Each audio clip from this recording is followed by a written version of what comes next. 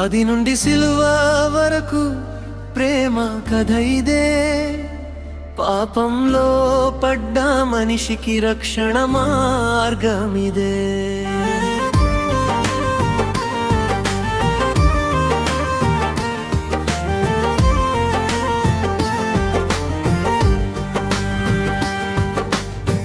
ఆదాము అవ్వల తప్పుతో కన్నీటి లోకమిదే.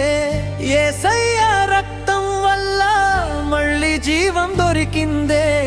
ఏదేను తోటలో దేవుని స్వరముండెను.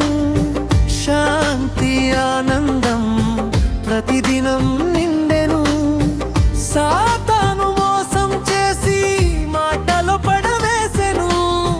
ఒక ఫలం వల్లే లోకాన్ని చీకటి చేసెను.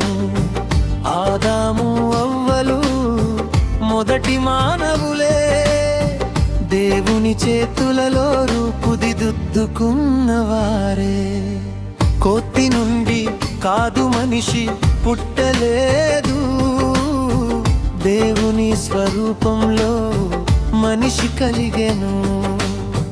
ఆది నుండి సిలువ వరకు ప్రేమ కథ ఇదే.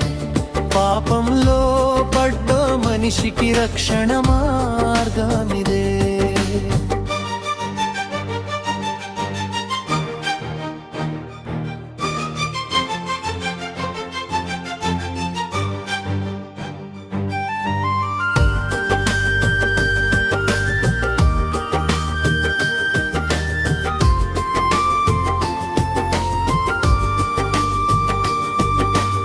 అహంకారంతో సాతాను పడిపోయెను. దేవుని స్థానమంటూ దారి తప్పిపోయెను.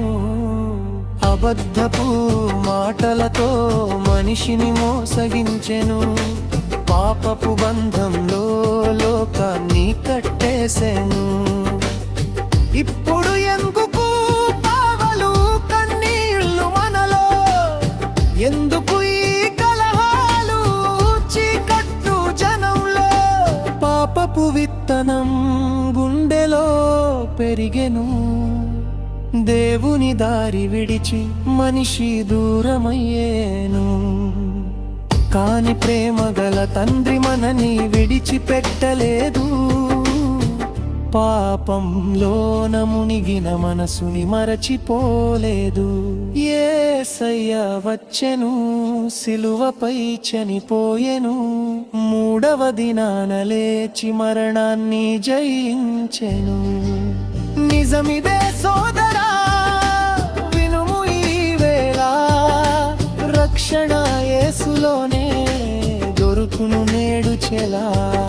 మారు మనసు పొంది ఆయన వైపురా.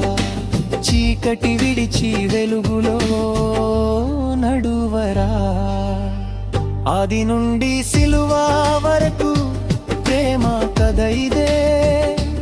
పాపంలో పడ్డ మనిషికి రక్షణ మార్గమిదే. ఆదము వల్ల వచ్చిన శాపం పోయిందే. యేసయ్య నామంలో కొత్త జీవం మొదలైంది. ఆది నుండి సిలువ వరకు ప్రేమ కథ ఇదే. పాపంలో పడ్డ మనిషికి రక్షణ